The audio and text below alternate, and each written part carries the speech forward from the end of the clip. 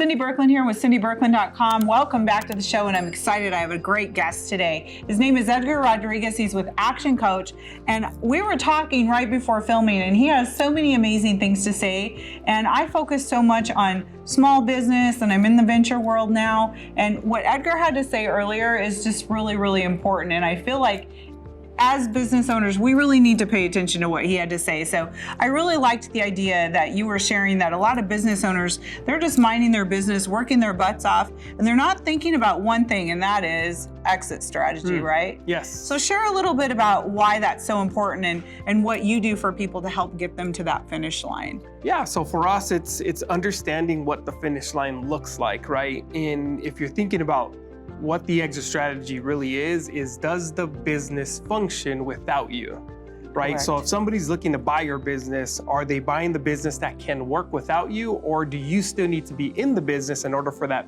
business to be viable? So that's one of the things that, with us as business coaches is we teach them how to work not just in the business, but how to focus on working on the business. Absolutely. And it's really amazing to me, like, as I'm looking for money for some of these amazing firms out there, I'm in the venture world, and venture capital partners will say, all right, well, what's your exit strategy? And they're like, well, we don't have one. Well, there is no way you're going to get money for your company if you don't even see an end in sight. Because what a venture company wants to know is how much money are we going to make when you go public or when you sell? Because there's money there too. And absolutely, the firm needs to be running on all cylinders. Mm-hmm. And so as the companies get larger and larger, it's really important that we think about that, because a lot of people love their work so much they never think about leaving it. But one day we are going to be 80 and 90 years old, and you still want to work when you're at that age. Like, don't you want to get out there and travel and see the world and do fun things and not be tied to a phone? You know? And I work with people all day, every day, where they love their job so much, but I'm like, what happens if you get sick? And are you working so hard that you get to that level? And how do you coach small business owners exactly about that? Like, how does the conversation look when you're coaching them on that? Yeah, so for us, it's always going to start on why they created the business, right? And is it providing the lifestyle that they dreamed of? So what you get to realize is a lot of them are stuck in the day-to-day, right? And that's working in the business. A lot of it has to do with structure, right? Is what do your systems and processes look like? So back when I was in wealth management and how that led into the business coaching is who's in the driver's seat, and if you took the person out of the driver's seat, who's gonna step up next that knows what the system and processes look like? Whether it's your marketing, whether it's your sales process, or the follow-up with clients, right? It's that nurture process and guiding them. Hey, if someone is out, who can step up and knows exactly what to do in that process, whatever it is, or stage in the business is, to get them to learn how to work on the business. So for us, and that's not always an easy thing, right? Because it's always a balance of how much time you're spending working in your business versus on. And for me, like, having that social media aspect, it really helps. But at the same time, I need to always be thinking of my future with my business, and I can get lost in my day-to-day if I'm not careful. Yeah. So how do you share with somebody how to do that? Yeah, so it's gonna start with your time management, right?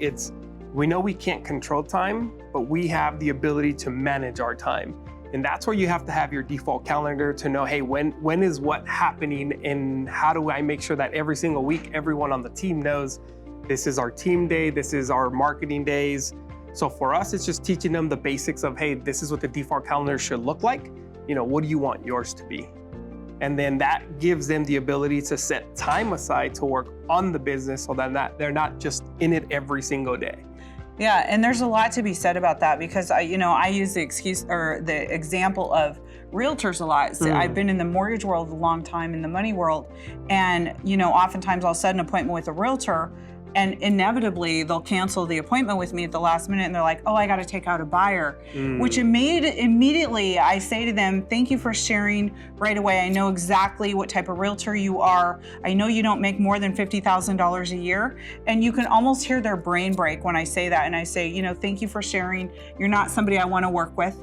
Because what that tells me is if you're dropping an appointment with me for somebody that can bring in mounds and mounds of business to you, and you just blew me off at the last minute to go work with a buyer, and is that buyer even pre-qualified? You're just shortchanging yourself, and you're always chasing money. And so I know that realtor never makes more than $50,000 a year, and that's not the kind of realtor I want to work with. Right. So it's sad but true. Like there's certain people that are never going to get further ahead because they're not valuing their time enough to say to this buyer, let's get you pre-qualified. I'm going to need you to set up an appointment to go looking at houses. It's all those kind of things that is very important, all those little things in the business that add up. Yeah, and something important you said is protecting your time, right? Yeah. So busy people understand busy people. So if you have a client, in echoing what you said, if you move things around for a client, they know you're not busy. That's right. So if you're meeting with important people or you have meetings, this is where the default calendar comes into place, right? So the best thing I always coach clients is, hey, look, I understand that this is a time and place you want to meet. However, I do have a stand-in meeting. Yes. These are the other 2 times that I'm available. Does that work for you? And give them the option. Yeah, I can't even imagine not planning a calendar like that. And when people will change an appointment with me on the last moment, I'm like, you have just cost me time and money.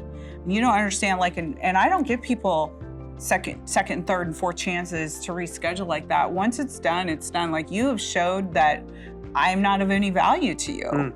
And I want to work with people that show me value. Yeah. But I really love what you're doing, and I really want everybody, if you need some coaching on your business and how to take it to the next level, please get a hold of us here at Cindy Birkland, cindybirkland.com, and we will get you in touch with Edgar. He's amazing. He does a beautiful job. He exited his company, and now he's coaching others to be successful.